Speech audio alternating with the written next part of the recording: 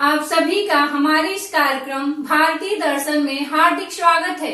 आज का हमारा विषय है वेद दर्शन और इस विषय के बारे में हम समझेंगे मिश्रा सर से। सर, वेद क्या है? प्रश्न आपका अच्छा है। तो सबसे पहली चीज प्रियंका जी, जब हम वेद की चर्चा करते हैं कि वेद क्या है, तो अगर कुछ शब्दों में इसे कहा जाए तो वेद वे ग्रंथ हैं जिससे कि हिंदू धर्म, हिंदू दर्शन, हिंदू संस्कृति, हिंदू ज्ञान और विज्ञान का हमें परिचय प्राप्त होता है। एक तो पहला उत्तर आपका ये हुआ कि वेद क्या है। दूसरी चीज यानी कि यहां आप समझ गई हैं कि भारत में जो भी दर्शन पनपे वे वेदों के आधार पर ही पनपे। या तो वे वेदों का समर्थन करते हुए पनपे और या फिर वह वेदों के विरोध में पनपे। यदि वेद ना होते तो ऐसी स्थिति में वेद विरोधी दर्शन भी नहीं होते। यानी यदि कोई भारत में संस्कृति पनप रही है तो उसका आधार वेद ही है, चाहे उसका समर्थन करते हुए वह अपनी बातों को प्रस्तुत करे या फिर वेदों का विरोध करते हुए। उदाहरण के तौर पे समझें कि यदि वेद ना होते तो शायद आज बुद्धिज्म भी ना होता, क्योंकि बुद्धिज्म भी किसके विरोध में पनपा? वेदों के विरोध में पनपा। यदि वेद ना होते तो जो हमने पिछले कड़ी में आपने प्रश्न पूछा था, भारतीय दर्शन के संप्रदाय 6 दर्शन जो हमने बताए आस्तिक, न्याय, वैशेषिक, सांख्य, योग आदि जो भी थे, उनका भी अस्तित्व नहीं होता है। तो कुल मिलाकर के वेद भारत में सभी चिंतन पद्धतियों के आधार हैं। अगर हम इसके दूसरे उत्तर को अगर देखते हैं तो क्या दिखाई देता है? तो वेद भारत के ही नहीं बल्कि यह विश्व के प्राचीनतम साहित्यिक ग्रंथ है। इसको लेकर के सिर्फ मैं ही नहीं कह रहा हूं बल्कि पश्चिमी विद्वान भी इसे स्वीकार करते हैं कि वेद इस पृथ्वी के सबसे प्राचीनतम मानव के द्वारा जो विचार किए गए उसके दर्शन हैं। हाँ जी, इनको हम श्रुति भी कहते हैं, ध्यान रखेंगे, इसको हम श्रुति के नाम से भी जानते हैं। शायद आपको लग रहा होगा कि मेरे ये विचार अतिशयोक्ति हैं कि मैं भारतीय हूं इसलिए मैं अपने या अपने ग्रंथों की प्रशंसा कर रहा हूं, या मैं ब्राह्मण हूं इसलिए मैं अपने या अपने ग्रंथों की प्रशंसा कर रहा हूं, या फिर मैं यहां विद्यार्थियों को दर्शन शास्त्र की कक्षा ले रहा हूं इसलिए मैं शायद कोई ऐसा भेद उत्पन्न कर रहा हूं। किंतु ऐसा नहीं है। अगर हम कुछ विदेशी विद्वानों के वाक्यांशों को देखें तो इससे स्पष्ट होता है कि वेद कितने पुराने हैं और भारत ही नहीं वैश्विक स्तर पर इनकी प्रामाणिकता किस रूप में बौद्धिक वर्ग के बीच में स्वीकार्य है। तो सबसे पहले अगर हम देखें तो एक विद्वान है doctor Nicole McMillan. Doctor Nicole McMillan ने कहा है कि वेद ग्रीस और इजराइल के ग्रंथों से भी पुराने हैं। तो ग्रीस और इजराइल के ग्रंथों से भी पुराने हैं, इसका क्या अर्थ है? जब हम पश्चिमी जगत की बात करते हैं तो पश्चिमी जगत में यूनान का दर्शन सबसे पहले माना जाता है। जी हाँ, ज्ञान विज्ञान के दर्शन में यूनान ग्रीक दर्शन को सबसे पुराना माना जाता है। और जो मेरे विद्यार्थी देख रहे हैं एमए के, बीए के या कॉम्पिटिटिव एग्जाम्स वाले, वे इसको समझ रहे हैं। कॉम्पिटिटिव मतलब जो आईएएस की परीक्षाएं दे रहे हैं। उसके बाद जब हम उनके रिलीजियस फिलोसफीज को देखते हैं, धार्मिक दर्शन को, तो उसका उदय इजराइल से माना जाता है, यहूदी धर्म दर्शन से माना जाता है, और ईसाईयत और इस्लाम जो दोनों का उदय हो रहा है वो यहूदी ग्रंथों से ही हो रहा है। आधार वही है, अब्राहम और यहूदी शाखा। बात समझ आ रही है? तो ये मैं नहीं कर रहा हूं, निकोल मैकमिलन कह रहे हैं कि इनसे भी यह पुरातन है और प्रमाणित है। इसके अलावा दूसरे विद्वान है ब्लूमफील्ड। ब्लूमफील्ड कह रहे हैं कि जो वेद हैं वे केवल भारत के ही नहीं बल्कि यूरोप वासियों के भी सबसे प्राचीन, पुराने और प्रमाणित ग्रंथ हैं। अब इसके अलावा तीसरे विद्वान को अगर हम देखें तो वॉल्टेयर है। वॉल्टेयर कह रहे हैं, ये काफी ज्यादा पश्चिमी सभ्यता के समर्थक हैं। इनका मत है कि पूरब के ऊपर या भारत के ऊपर पश्चिम अगर किसी एक चीज के लिए सबसे ज्यादा ऋणी हो सकता है तो वह है ऋग्वेद। जी हां, उनका भी मानना है कि चाहे जो भी ज्ञान विज्ञान की पुस्तकें हमारे बीच में या साहित्यिक उपलब्ध हैं उसमें सबसे प्राचीन ऋग्वेद ही है। ये आप भी समझ रही होंगी और आपके दर्शक भी समझ रहे होंगे इन विद्वानों के नाम। यही नहीं, रेक्जिन काफी बड़े विद्वान हैं, खासकर यूं कहा जाए जर्मन जो राष्ट्र शाखा है, आर्य राष्ट्र शाखा है, ये ईसाइयत से ज्यादा अपने आर्य होने पर गर्व करते थे। इनको मानना है कि समूची आर्य राष्ट्र परिवारों की जो सबसे प्राचीन और पुरातन ग्रंथ है वह वेद ही है। जी। बातें समझ में आ रही है?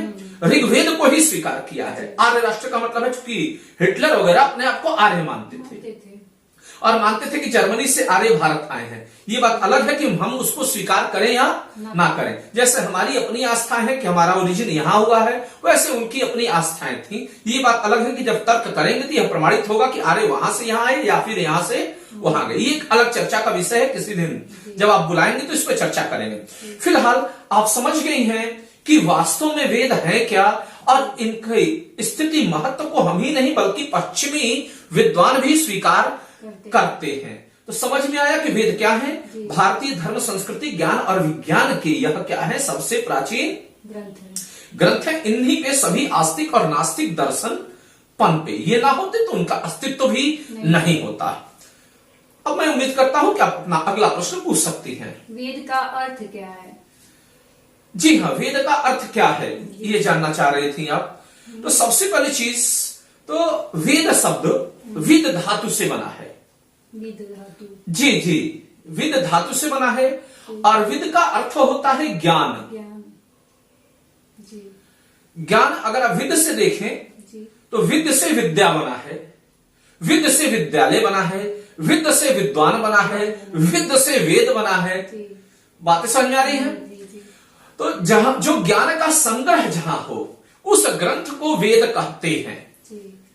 अगर आप देखेंगे तो इसको सिंपल सी बात अगर हम कहें तो एक शब्द है चिकित्साविद, तकनीकीविद, भूगोलविद, शिक्षाविद। तो जब शिक्षाविद, चिकित्साविद ये सब समझते हैं तो इसका अर्थ क्या है? जब हम बोलते हैं तो शिक्षाविद का अर्थ है शिक्षा का ज्ञान लेने वाला या देने वाला। चिकित्साविद का अर्थ है जिसके पास चिकित्सा का ज्ञान हो, जिसके पास जिसकी ज्ञान हो। हाँ, जिसके पास जिसका ज्ञान हो वह उसका विद है। बातें समझ आ रही है? तो वेद शब्द का क्या अर्थ है? ज्ञान। अब आप अपना अगला प्रश्न पूछ सकती हैं अगर कोई शंका ना हो तो। वेदों की संख्या कितनी है? बिल्कुल सही आपने पूछा। तो वेद की संख्या कितनी है? तो जब हम एक आम धारणा के रूप में देखते हैं तो आम आदमी के अनुसार वेदों की संख्या 4 है। आम आदमी को पढ़ाया भी यही जाता है कि वेदों की संख्या 4 है। पहला है ऋग्वेद, दूसरा है यजुर्वेद, तीसरा है सामवेद, चौथा है अथर्ववेद। बातें समझ आ रही है? और इनमें आम धारणा यह है कि ऋग्वेद सबसे पुराना है, किंतु यह जब बौद्धिक जगत में जाते हैं तो इसको लेकर के मतभेद है कि वेदों की संख्या कितनी है। बौद्धिक वर्ग इसको जरूरी नहीं है कि 4 मानता ही है। अगर आप देखें तो श्रीमद् भागवत गीता को उठा रहे हैं, भगवत गीता को उठा रहे हैं तो गीता में वेद त्रयी शब्द का जिक्र है। वेद त्रयी का अर्थ है कि वेद 3 है, यानी कि ऋग्वेद, यजुर्वेद, सामवेद, 3 वेदों को स्वीकार किया गया है श्रीमद् भागवत गीता के भीतर। चौथे वेद अथर्ववेद को स्वीकार नहीं किया गया है। अगर चौथा वेद होता और प्रमाणित होता तो इस चौथे को भी स्वीकार किया जाना चाहिए वहां, लेकिन इसे स्वीकृति नहीं मिली है।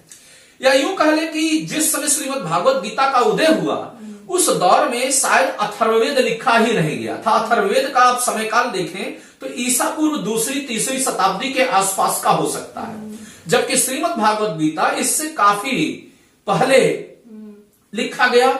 इस कारण से भी हो सकता है कि इसका संकलन इसमें ना किया गया हो। तो गीता को जो व्यक्ति प्रमाणित मानता है श्रीमद् भागवत को, तो उसके लिए वेद 3 ही है, अथर्ववेद उसमें नहीं शामिल है। उसके अलावा अगर हम देखें तो सायणाचार्य हैं, प्रभृति विद्वान हैं, इन्होंने भी वेदों की संख्या 3 ही मानी है। इसके अलावा कौटिल्य के अर्थशास्त्र की अगर हम बात करते हैं तो कौटिल्य ने अपने अर्थशास्त्र में भी त्रयोवेदा शब्द का जिक्र किया है, यानी कि उनके अनुसार भी वेद की संख्या कितनी है? 3 ही है। बातें समझ आ रही है? तो कुल वेदों की संख्या कितनी दिखी? प्रमाणिक जो पुराने विद्वान है उन्होंने वेदों को 3 ही माना है। अब इसके अलावा अब मेरे अनुसार कितने हैं? तो इसको लेकर के जरा सा देखें, मैं ही नहीं कुछ और ब्राह्मण विद्वान भी हैं जो 18वीं 19वीं शताब्दी में हुए और पूर्व के भी, जो वेदों की संख्या 1 मानते हैं। जी जी, वेद कुल 1 ही है जी। इसमें से अगर हम उदाहरण दें, रेफरेंस लें, तो स्वामी विद्यानंद विदेह, स्वामी विद्यानंद विदेह 1899 के आसपास पैदा हुए थे और अभी कुछ दिन पहले उनको लेकर के एक अफवाह भी चली थी कि 1962-64 के आसपास इन्होंने नेहरू जी को थप्पड़ मारा था। हालांकि ये केवल बस व्हाट्सएप यूनिवर्सिटी पे उभरे हुए मुद्दे थे और आम लोग इसे स्वीकार कर लिए कि स्वामी विद्यानंद विदेह ने थप्पड़ मारा था, लेकिन ऐसी कोई घटना घटी नहीं है। अफवाहें उठती रहती हैं चीजों को लेकर। तो स्वामी विद्यानंद विदेह ब्राह्मण कुल में उत्पन्न हुए थे। इन्होंने वेद की संख्या 1 ही मानी है और मैं इनकी बात से सहमत हूं कि वेद की संख्या 1 ही है। फिलहाल फिर इन्होंने प्रश्न उठता है कि वेद 1 ही है तो वो वेद कौन सा है? तो इनके लिए वेद सिर्फ वेद है। और ये जो 4 वेद हम और आप जान रहे हैं, ये 4 वेद वेद के 4 अध्याय हैं जो क्रमिक तौर पर लिखे गए।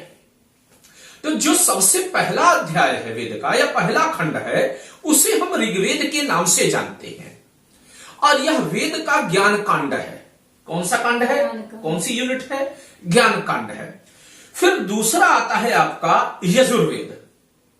जब हम यजुर्वेद की बात करते हैं तो यजुर्वेद कर्म कांड पे आधारित अध्याय है जी। फिर उसके बाद हम आते हैं सामवेद पर। तो सामवेद उपासना कांड है, तीसरी यूनिट वेद की। फिर जब हम चौथे वेद की बात करते हैं अथर्ववेद, तो अथर्ववेद विज्ञान कांड है। क्या है ये? विज्ञान कांड है। तो एक वेद है, इस वेद के 4 अलग अलग यूनिट्स हैं और इसके भीतर फिर अध्यायों का क्या होना चाहिए? जिक्र होना चाहिए। तो कुल मिलाकर के वेद यहां पर 1 निकल करके आ रहा है और इसके 4 अध्याय निकल के आ रहे हैं। तो जैसे कभी मैंने बताया कि अथर्ववेद विज्ञान कांड है। आपने आयुर्वेद सुना है जी। उसके नाम के आगे भी वेद लगता है। तो अगर आयुर्वेद भी वेद है तो ऐसी परिस्थिति में तो वेदों की संख्या 5 हो गई, लेकिन संख्या आप 4 ही मान रही हैं, मैं 1 मान रहा हूं। वहां पर बातें समझ में आ रही है? तो आयुर्वेद इसी चतुर्वेद जिसे कि अथर्ववेद कहते हैं, इसका ही एक उपवेद है। और आयुर्वेद आप जानते ही हैं कि चिकित्सा से जुड़ा हुआ विज्ञान है। आयुर्वेद चिकित्सा पद्धति भारत की अपनी विश्व को देन है और शायद दुनिया में जितनी भी चिकित्सा पद्धतियां हैं सबसे ज्यादा स्वीकार्य या सर्वमान्य आत्मीय रूप से, यही भौतिक रूप से एलोपैथ है, यह हो सकता है, लेकिन आत्मीय रूप से आयुर्वेद पर ही सबका भरोसा आता है। तो यह आयुर्वेद इसी का पार्ट है। आयुर्वेद का अर्थ तो जानते ही होंगे, आयु और वेद सबसे मिलकर के बना है। आयु का अर्थ होता है जीवन और वेद का क्या अर्थ मैंने बताया अभी? ज्ञान। तो आयुर्वेद का अर्थ हुआ जीवन का ज्ञान। तो इस प्रकार से एक वेद के 4 खंड हैं। चतुर्थ खंड जो अथर्ववेद है या चतुर्थ अध्याय, वह किस पे आधारित है? विज्ञान का। बातें समझ आ रही है? और आयुर्वेद उसका ही हिस्सा है। आपको भी, आपके दर्शकों को भी और मेरे विद्यार्थी जो कि फिलॉसफी ऑप्शनल से आईएएस की परीक्षा दे रहे हैं या संस्कृत से दे रहे हैं, उनको ये बात कुछ हद तक समझ में आ गई होगी। अब आप अपना अगला प्रश्न पूछ सकती हैं। वेदों के अंग कितने हैं? जी प्रियंका जी, वेदों के अंग का सबसे पहले अर्थ समझने, आपको तो अर्थ पता ही है, लेकिन जो हमारे वे विद्यार्थी जो नहीं ठीक से देख रहे हैं या इन विषयों पर गंभीर रूप से कभी क्लासेस नहीं लिए हैं या ऑनलाइन क्लासेस के जरिए पढ़ना चाहते हैं, उनको मैं ये बता दूं कि वेदों के 3 अंग हैं। वेदों के 3 अंग हैं। वेदों की संख्या और वेदों का अंग 2 अलग चीजें हैं। 3 अंग कौन कौन से हैं? तो सबसे पहला जो वेदों का अंग है उसे हम कहते हैं संहिता जी। जो दूसरा अंग है उसे हम कहते हैं ब्राह्मण, और तीसरा अंग कहते हैं आरण्यक और वेदांत या आरण्यक उपनिषद। सिंपल भाषा में कहें तो संहिता, ब्राह्मण और आरण्यक तीन इसके अंग हैं। संहिता क्या है? तो वेदों में जिन देवी देवताओं का जिक्र है, जैसे उषा है, इंद्र है, वरुण है, तो इन सबसे संबंधित जो भक्तिपरक मंत्र दिए गए हैं, ये किसमें दिए गए हैं? संहिता में दिए गए हैं। बातें समझ आ रही है? यह पद्य में लिखा गया है संहिता। ये चीज बहुत ही इंपॉर्टेंट और महत्वपूर्ण है, खासकर नेट संस्कृत और दर्शन शास्त्र देने वाले विद्यार्थियों को। यदि वह देख रहे हैं तो नेट का मतलब है असिस्टेंट प्रोफेसर की जो विद्यार्थी तैयारी कर रहे हैं, परीक्षा दे रहे हैं। तो संहिता पद्य में लिखे गए हैं और ये देवताओं की स्तुति से जुड़े हुए इसमें मंत्र हैं। फिर इसके बाद लिखे गए आपका दूसरे अंग है ब्राह्मण। ब्राह्मण के भीतर क्या है? तो यह गृहस्थों के लिए दिया गया है कि गृहस्थ इसका अपने जीवन में पालन कर सकते हैं। जब आप देखती हैं आपके घर में पूजा पाठ होता है तो यज्ञ कराया जाता है। यज्ञ किस लिए यज्ञ में आहुति देते हैं? कि हमारे दुखों का निवारण हो और हम सुख की प्राप्ति कर सकें। तो यज्ञ का जिक्र इसमें है, ब्राह्मण में है। बात समझे? और यज्ञ के जरिए गृहस्थ अपने जीवन को बेहतर बना सकता है या सुख की प्राप्ति का प्रयास करता है। यह गद्य में लिखा गया है। संहिता पद्य में है और ब्राह्मण गद्य में है। बातें समझ आ रही है? अब जब तीसरे अंग की बात कर रहे हैं तो तीसरा है आरण्यक। आरण्यक शब्द क्या है? अरण्य शब्द से बना है। आरण्य का क्या अर्थ होता है? आरण्य का अर्थ होता है वन या जंगल। तो इसमें इसका जो हिस्सा है, तीसरा अंग है, यह सन्यासियों के लिए है, विद्वान ब्राह्मणों के लिए जो जंगलों में रहते थे। आप अक्सर देखेंगे तो विद्वान भीड़ भाड़ के क्षेत्र में रहना पसंद नहीं करता है। शहरों के बीचों बीच में ब्राह्मण नहीं रहता है। ब्राह्मण यहां कहने का अर्थ है जो चिंतन मनन का कार्य करते हैं। उनके घर निवास प्रायः जंगलों के आसपास या जंगलों के भीतर होते हैं। ऐसा इसलिए होता है ताकि वातावरण जितना शुद्ध होगा, जितना शांतचित्त होगा, उतना ही चिंतन और मनन करने का अवसर मिलेगा।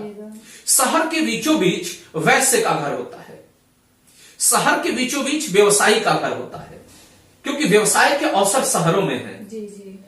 अगर ज्ञान प्राप्त करना है, आध्यात्मिक चिंतन करना है, तो आपको भीड़ भाड़ से दूर रहना पड़ता। शहरों में मजदूर रहता है ताकि कन्वीनियंस के साधन मौजूद हो, इजिली वह अपने कार्यस्थल तक पहुंच जाए।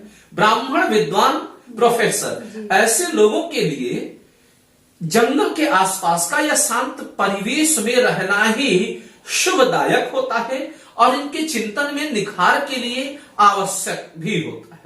और यह भौतिकवादी वर्ग नहीं है, आध्यात्मिक वर्ग है। तो ऐसी स्थिति में जो साधारण वस्तुएं, भोजन आदि यह ग्रहण करता है, यह वनों के पास ही मिलता है। तो यहां पर जो चीजें चिंतन हो रही हैं उन्हें आरण्यक कहा गया और यहीं से उपनिषदों का उदय हो रहा है। किसका उदय हो रहा है? उपनिषदों का उदय हो रहा है, क्योंकि विद्वान ब्राह्मणों से ज्ञान और दर्शन के जरिए वेद रहस्यों को उजागर करने का प्रयास करते हैं या किया। इसी के आधार पर आगे चल करके षड दर्शनों का उदय हो रहा है और इसकी प्रकृति दार्शनिक है। यह दर्शन से परिपूर्ण है। यह आम आदमी के समझने की विषय वस्तु नहीं है। यह दर्शन शास्त्र का प्रोफेसर, संस्कृत का प्रोफेसर या प्रकांड ब्राह्मण विद्वानों के लिए ही है जो चिंतन मनन करते हैं। आम आदमी के लिए ब्राह्मण है, यज्ञ करे, ईश्वर को खुश करे और घर चला जाए। तो यह उच्च कोटि का चिंतन आरण्यक में दिया गया है। वेदांत ध्यान रखेंगे तो अगर कभी किसी विद्यार्थी से प्रश्न पूछता है कि वेद के किस अंग में दार्शनिक प्रवृत्तियों का जिक्र है, चिंतन मनन है, तो उसको यह बताना होगा कि यह आरण्यक में है। फिर पूछा जाएगा कि सन्यासियों के लिए, विद्वानों के लिए कौन सा इसमें खंड है? तो आरण्यक, उपनिषद और वेदांत वाला हिस्सा है। अब गृहस्थों के लिए कौन सा है? तो ब्राह्मण है। बातें समझ में आ गई हैं आपको और आपके दर्शकों को? अब देखिए जरा सा, अब आप चाहें तो इस चीज को समझ सकती हैं, चाहे तो आप अपने और भी परिचितों को बता सकती हैं, या हमारे व्यूअर्स भी चाहे तो इस लेक्चर को शेयर कर सकते हैं, ताकि एक हिंदू समाज और दूसरे भारतीय समूहों को इस विषय की स्पष्ट समझ हो सके। और वे चाहे तो आपके चैनल को सब्सक्राइब भी कर सकते हैं। खैर, आप अपना अगला प्रश्न पूछ सकते हैं, क्योंकि आपके चैनल पे ऐसे ही विषय तो रहते हैं। अगला प्रश्न आप पूछ सकती हैं। वेदों में देवताओं या ईश्वर के बारे में क्या कहा गया है? जी हाँ प्रियंका जी, ये प्रश्न आपका अच्छा है कि वेदों में देवताओं और ईश्वर के बारे में क्या कहा गया है। तो जाहिर सी बात है, वेद सत्य का पता लगा रहे हैं, इनका उद्देश्य था। पूर्व में हमने देखा कि भारत में चिंतन का विकास हुआ, यूनान में चिंतन का विकास हुआ, और दोनों ही चिंतन का उद्देश्य था सत्य का पता लगाना। वे सत्य को केवल जानने तक सीमित थे, और हम सत्य को अपने जीवन में अपना करके अपने जीवन को सही दिशा देने के पक्षकार थे। बातें समझ में, इसलिए हमारे यहाँ दर्शन और धर्म आपस में मिले जुले थे। तो जब हम देवताओं की बात करते हैं, इसका इसमें जिक्र दिया गया है। अब ईश्वर निर्गुण है, निराकार है, एक है या कई है, इसको लेकर के आम आदमी के बीच में मतभेद होता है। तीनों के ही आधार हमें वेदों में मिल जाते हैं। वेदों में बहुदेववाद का भी जिक्र है। बहुदेववाद मतलब इंद्र है, वरुण है, सूर्य है, उषा है, और भी दूसरे सारे क्या हैं? देवता हैं। तो आम आदमी को लग रहा है बहुदेववाद है। एक विद्वान है मैक्स मुलर, उन्होंने कहा है कि बहुदेववाद भले ही दिख रहा है, लेकिन सभी देवता श्रेष्ठ नहीं है। इनके अनुसार उसमें अगर देखा जाए, एक इष्टेश्वरवाद का जिक्र है। एक इष्टेश्वरवाद का मतलब क्या हुआ? बहुदेववाद पहले हमने जाना, पॉलिथिज्म, इसको इंग्लिश में कहते हैं। एक इष्टेश्वरवाद, मैक्स मुलर क्या कह रहे हैं, इसको इंग्लिश में कहते हैं हेनोथिज्म, कि देवता भले ही बहुत से हैं वहां वेदों में, लेकिन जब व्यक्ति पूजा करता है तो अपने किसी एक को ही इष्ट या सुपीरियर मान करके पूजा करता है। तो इस स्थिति को हेनोथिज्म कहा जाता है। आप तो पुजारन भी हैं, इष्ट देव अपना, हाँ, कि मेरे इष्ट देव ये हैं। इष्ट देव का मतलब है कि संपूर्ण ब्रह्मांड में सब कुछ वही है, और बाकी सब उनके इर्द गिर्द है। कोई विष्णु को इष्ट देव मानता है, कोई शिव को इष्ट देव मानता है। हालांकि ये सभी वैदिक देवता नहीं है, लेकिन कुछ है कुछ नहीं है। कोई इंद्र को मानता है, कुछ हनुमान जी को इष्ट देव मानते हैं कि सब कुछ उन्हीं के आगे पीछे न्यौछावर कर देते हैं। तो सभी देवताओं को महत्व प्राप्त है, लेकिन एक को ही सर्वोपरि मानते हैं। तो ऐसी अवस्था हेनोथिज्म बोली जाती है। तो इनका मानना है कि वेद बहुदेववाद का समर्थन नहीं करते हैं, बल्कि हेनोथिज्म का समर्थन करते हैं, एक इष्टेश्वरवाद का समर्थन करते हैं। अब देखिए, कुछ विद्वानों का मन रहा है कि वेद एक ईश्वरवाद का भी समर्थन करते हैं। वेद किसके समर्थक हैं? एक ईश्वरवाद, यानी संपूर्ण ब्रह्मांड को बनाने वाला केवल एक ही ईश्वर है। इसके बारे में हमें जिक्र कहां मिलता है? तो जिक्र मिलता है नासदीय सूक्त में। किसमें मिलता है? नासदीय सूक्त ऋग्वेद का है। इसमें यह मिलता है कि ईश्वर एक है। उसके लिए वाक्य क्या दिखाई देता है? एकम सत विप्र बहुधा वदन्ते। एकम सत विप्र बहुधा वदन्ते, अर्थात कि सत्य एक है और अलग अलग विप्र उसे अलग अलग रूप में अनुभूति कर रहे हैं और उसकी व्याख्याएं कर रहे हैं। एकम सत विप्र बहुधा वदन्ते, सीधी सी बात है। एकम सत विप्र बहुधा वदन्ते, इस लाइन को याद कर लीजिएगा भी, और आपके दर्शक भी। इसीलिए मैं बार बार इस सब को फोकस करते हुए लेकर के चल रहा हूं। हाँ, इंटरमिनेट सोल उसको कहा गया है, सॉरी, इनडिटर्मिनेट सोल कहा गया है। इनडिटर्मिनेट सोल का मतलब है कि एब्सोल्यूट वन। क्या अर्थ है? एब्सोल्यूट वन, एक है। तो यह वेदों में ही है। तो अब कुल मिलाकर के वेदों में ईश्वर की अगर हम स्थिति को देखते हैं, एक है, कई है, तो इसको लेकर के मतभेद हो सकता है। इन्हीं विशिष्ट अद्वैतवाद का जिक्र मिल रहा है। इन्हीं सब के कारण अगर हम देखें तो अलग अलग दर्शनों का भारत में उदय हो रहा है। कहीं डुअलिज्म पनप रहा है, द्वैतवाद, कहीं विशिष्ट अद्वैतवाद, कहीं अद्वैतवाद। तो ये अलग अलग शाखाएं जो निकल रही हैं, ये वेद में दिए गए जो ईश्वर की प्रकृति अलग अलग है, उसके अनुसार उसी को आधार लेते हुए ये चल रही है।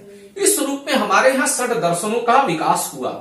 क्योंकि जैसा अभी हमने अलग पश्चिमी विद्वानों को भी देखा कि पश्चिमी विद्वान मानते हैं कि यह ग्रीक और इजराइल के दर्शन से भी पुराना दर्शन है, वेदों का चिंतन है। तो जाहिर सी बात है कि अगर इस धरती पर ईश्वर के अंश का कहीं जिक्र है सर्वप्रथम, तो वो वेद ही है। चाहे ईसाई हो, चाहे इस्लाम हो, जो एक ईश्वरवाद को मानते हैं, उन सबका आधार भी हमारे वेदों में ही है। इसको लेकर के आप चाहे तो एक जाकिर नाइक, हालांकि वह एंटी हिंदू कॉन्सेप्ट बनाता है, लेकिन फिर भी उसमें भी स्वीकार किया है कि वेदों में क्या दिया गया है ईश्वर के संदर्भ में। तो वेद केवल हमारे नहीं हैं, हिंदू मुस्लिम ईसाइयों के जो ईश्वर के जो भी स्वरूप हैं, यहूदी ग्रंथों से लिए गए हों या फिर यहां पे जो परवर्ती धर्म पे, उन सबका आधार वेद है। वेदों का सम्मान सबको करना चाहिए, वेदों की इज्जत सबको करना चाहिए। हाँ, ये बात अलग है कि वेदों को सभी पढ़ नहीं सकते हैं, सबके सामर्थ्य की वह विषय वस्तु नहीं है। आम आदमी हनुमान चालीसा, सत्यनारायण की कथा में ही रह जाता है। भाई जाहिर सी बात है, गांव क्षेत्र में 8वीं 10वीं इंटर पास अगर जो पुरोहित है और एक आम आदमी को जितनी बात समझ में आने वाली है, वो उतना परोसता है और आम आदमी उस रूप में उसे ग्रहण करता है। तो आम आदमी की एक बौद्धिक सामर्थ्यता और सीमा बौद्धिक वर्ग से या वेद को जो पढ़ने वाले विद्वान हैं उनसे काफी कम है। आम आदमी की अधिकतम सीमा कथावाचक है, राधे राधे राम राम इतना कहा करके वो अपना भावनात्मक रूप से लोगों को इस धर्म से जोड़ने का प्रयास करते हैं। आम आदमी उनसे जोड़ता है, उनमें भी कितनों को इसकी समझ होगी, यह एक अलग विषय वस्तु है। फिर भी कथावाचक जो भी कर रहे हैं अच्छा ही कर रहे हैं, और आम आदमी जो उनके शरण में जा रहे हैं वो भी कुछ हद तक धर्म का एक सकारात्मक पहलू ही है। ये बात अलग है कि प्रोपेगेंडा और रुपए पैसे और लागत से जुड़ा हुआ विषय है, बहुत चिंतन मनन से जुड़ा विषय नहीं है। हालांकि आम आदमी के लिए ब्राह्मण का जिक्र किया ही गया है वेदों में, किसका अध्ययन करे तो उनके लिहाजे से सही है। खैर, बौद्धिक वर्ग के लिए क्या है, आरण्यक है। अब मैं उम्मीद करता हूं कि आपको भी और आपके दर्शकों को भी यह विषय समझ में आ गया होगा। यदि आपके पास कोई प्रश्न ना हो तो नहीं है, चलिए कोई बात नहीं, तो ठीक है। फिर अब आप कुछ कहना चाहे अपने दर्शकों से तो कह सकती हैं। मैं उम्मीद करती हूँ कि आप सभी को यह विषय स्पष्ट रूप से समझ में आ गया होगा। मैं नए विषय के साथ फिर आप लोगों के बीच उपस्थित होंगी। तब तक के लिए धन्यवाद।